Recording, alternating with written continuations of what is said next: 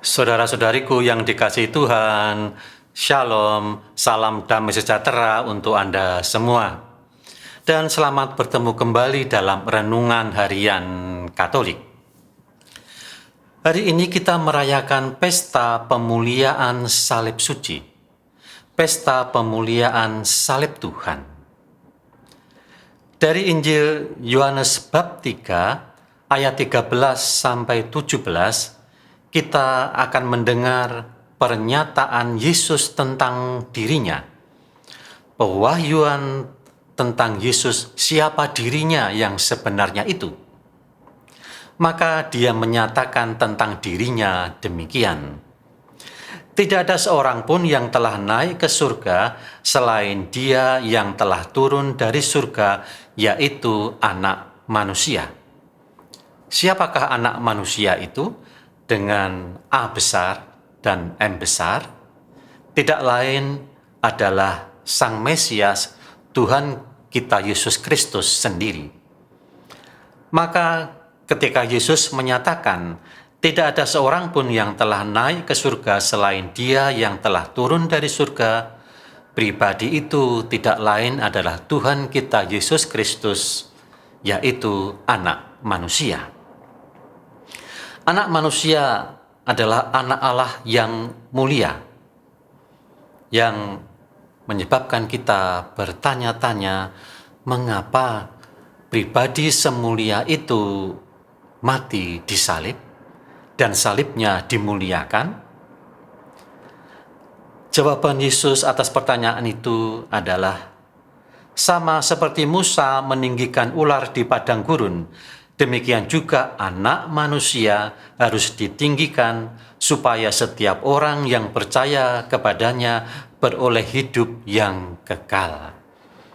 Sebuah pewahyuan yang mudah dipahami, sebuah pernyataan yang mudah dipahami apabila orang mengerti sungguh apa yang terjadi dengan peristiwa hukuman Allah pada orang-orang Israel yang memberontak di padang gurun.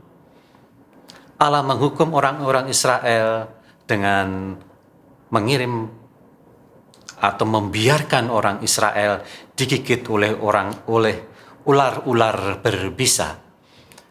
Tetapi karena kemurahan Allah untuk menyadarkan orang-orang Israel, Musa diminta untuk membuat ular tiruan, dan kemudian ular itu ditinggikan di atas tongkat. Dan siapa saja yang melihat ular itu, setelah ia digigit ular itu, ia tidak akan mati karena racun. Maka Yesus berkata, sama seperti Musa meninggikan ular di padang gurun, demikian juga Anak Manusia harus ditinggikan, supaya setiap orang yang percaya kepadanya beroleh hidup yang kekal. Kita sering digigit ular, yaitu si setan dengan godaannya. Kita sering digigit ular, yaitu ular dosa yang menyebabkan kita mengalami kematian. Tetapi Yesus bersabda kepada kita demikian, ketika aku ditinggikan di atas salib, maka aku akan menarik semua orang kepadaku. Itulah pernyataan yang didengar oleh Yohanes dari Injil Yohanes bab 12 ayat 32. Juga orang-orang yang melihat ketika Yesus wafat di atas kayu salib dalam Matius bab 27 ayat 54, setelah melihat bagaimana cara Yesus mati, maka kepala pasukan berkata, sungguh Dia ini Anak Allah. Bahkan Yohanes sendiri sang pengarang Injil ketika masuk ke dalam kubur kosong, melihat kain kafan sudah tergulung, kain pembalut kepala sudah tergulung. Ia melihatnya dan percaya